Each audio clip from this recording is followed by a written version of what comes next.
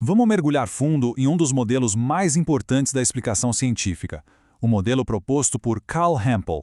A ambição dele era enorme, definir de uma vez por todas o que é que realmente significa explicar um fenômeno do ponto de vista da ciência. A ideia central do Hempel é até bem simples, bem elegante. Para ele, explicar alguma coisa é quase como resolver um quebra-cabeça de lógica. É basicamente mostrar que aquele fenômeno ele tinha que acontecer. Era uma conclusão inevitável se considerarmos as leis da natureza e as condições do momento. No fundo, tudo se resume a isso: previsibilidade e um rigor dedutivo, quase matemático. Só que, logo de cara, esse modelo do Hempel já encontra um problema bem grande. É que a maioria das explicações científicas, principalmente em áreas como biologia ou medicina, não funciona com base em leis universais, leis que não têm exceção. Este exemplo ilustra isso perfeitamente. A mutação no gene BRCA é uma explicação muito forte para o câncer de mama. Só que ela não funciona como uma lei dedutiva, daquela sem falha. O que a mutação faz é aumentar, e muito, a probabilidade de a doença aparecer, mas ela não garante o resultado. E a ciência está cheia de exemplos assim, de explicações que são probabilísticas. O modelo original do Hempel, ele simplesmente não tinha como lidar com isso. Agora, é importante dizer que o Hempel percebeu esse problema. Ele não ignorou. A resposta dele foi desenvolver o que ficou conhecido como o modelo indutivo estatístico. A estrutura básica continua a mesma, sabe? A ideia de mostrar que o resultado era esperado. Só que a grande mudança é que sai a certeza da dedução e entra a alta probabilidade da indução. Então a explicação agora não diz mais que o resultado era certo, mas sim que era muito provável. Hempel também propôs uma outra ideia bem forte, a chamada tese da simetria. Para ele, explicação e previsão eram basicamente a mesma coisa, só que vistas de ângulos diferentes. Uma boa explicação, segundo ele, deveria ter sido capaz de prever o evento antes de ele acontecer. Mas é justamente aqui que o modelo vai encontrar um outro desafio bem interessante. Este caso aqui quebra totalmente essa ideia de simetria. Pense bem, se um paciente com sífilis acaba desenvolvendo paralisia, usamos a sífilis para explicar por que a paralisia aconteceu. Faz sentido. Só que este é um sintoma muito raro. Então a nossa previsão racional teria sido que o paciente não desenvolveria paralisia. Ou seja, a explicação funciona muito bem depois que o fato aconteceu, mas a previsão teria falhado de forma espetacular. E mesmo diante dessas críticas, Hempel não recuou.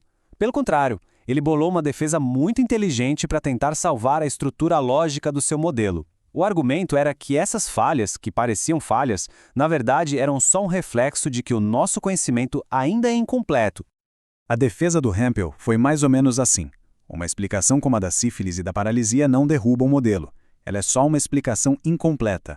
Ele usou o termo esboço de explicação.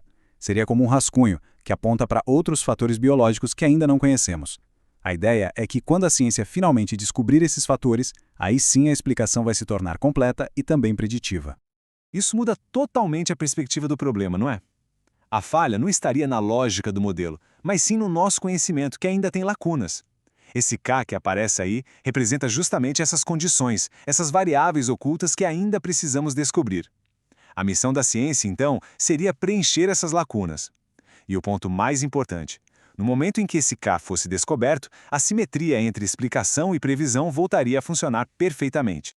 Mas, mesmo com essa defesa inteligente dos esboços, o modelo do Hempel ainda tinha que lidar com problemas mais fundos, problemas ligados à própria ideia de causalidade. Especificamente, a questão da relevância e da direção. E foram esses os desafios que, no fim das contas, se mostraram fatais para o modelo.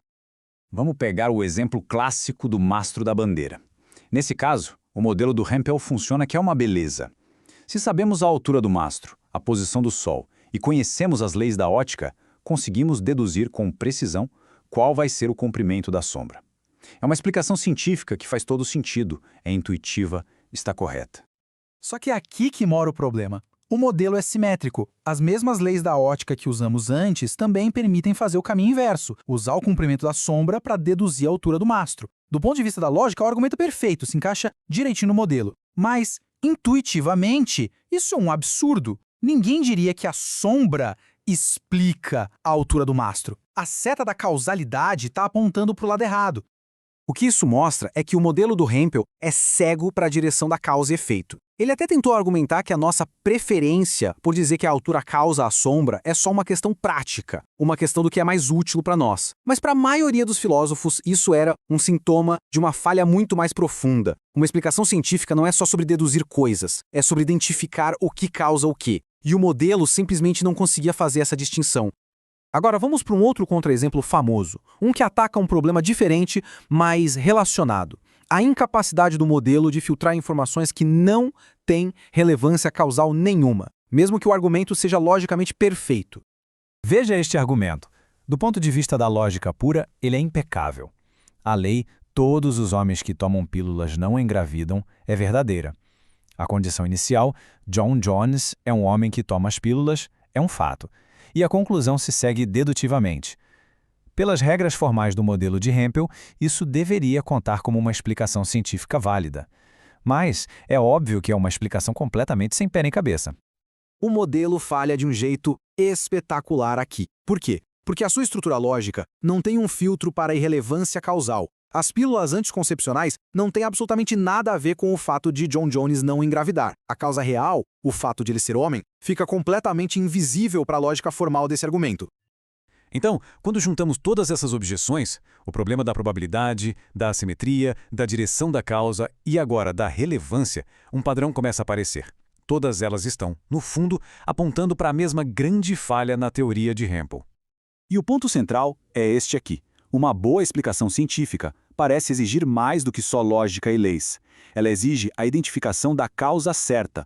E os dois últimos problemas que vimos ilustram isso perfeitamente. O caso do mastro da bandeira é um problema de direção da causa, e o caso das pílulas anticoncepcionais é um problema de relevância da causa. Isso tudo nos deixa com uma pergunta fundamental no final das contas. Se explicar um fenômeno não é só mostrar que ele era esperado, que ele era previsível, o que é então? Foram críticas como essas que levaram a filosofia da ciência a uma nova jornada. Uma busca para entender como a ciência descobre não apenas padrões e leis, mas as verdadeiras relações de causa e efeito que organizam o nosso universo.